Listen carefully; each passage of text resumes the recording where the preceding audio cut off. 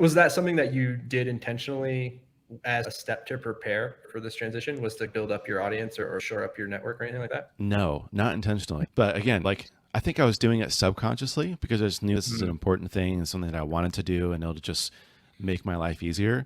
But I mhm. definitely, again, I underestimated how important it would be. And just how many people were like, oh, yeah, I've been following you on Twitter for years. Or, like, oh, Yeah. yeah, I followed your work at Barometrics really closely. I still hear that to this, like literally, I was on a call with a Swipe customer, a new customer the other day, which is my latest SaaS project. And they're like, man, I can't remember when I first started following you. I think it was when Josh announced that you started at Barometrics. I was like, oh my gosh, that was 4 years ago, and that was like some random tweet. Like you just have no idea how much it actually means and how much Yeah. good it can bring to your life. Yeah. Yeah. And I love too the distinction that you made there, because I feel like for some folks, the idea, I think you've got something like almost like 20,000 followers or something on Twitter right now. So some people might look at that and be like, oh, I'm not there. I'm not whatever. But I love the distinction that you made between like audience and a network, because yes, it does take a lot of time and energy and intention to really build an audience like that. But to build a network, it also takes time and energy and intention, but it's a totally different game, right? Like Yeah. it's not, you don't have to be a marketing genius to reach out to people and build a network and connect with people and make those connections.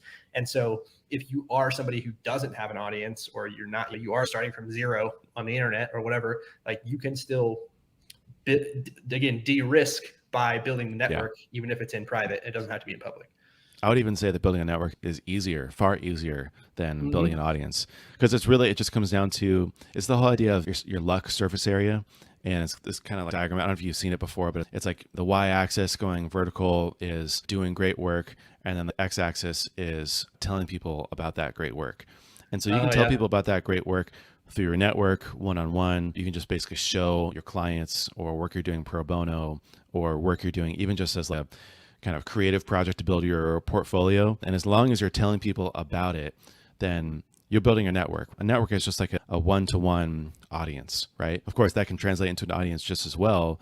But if you're doing great work and you're telling no one about it, your luck surface area it's basically zero, Small. right? If Yeah. you're not doing great work and you're telling a lot of people about how great you are, it's going to come back to bite you.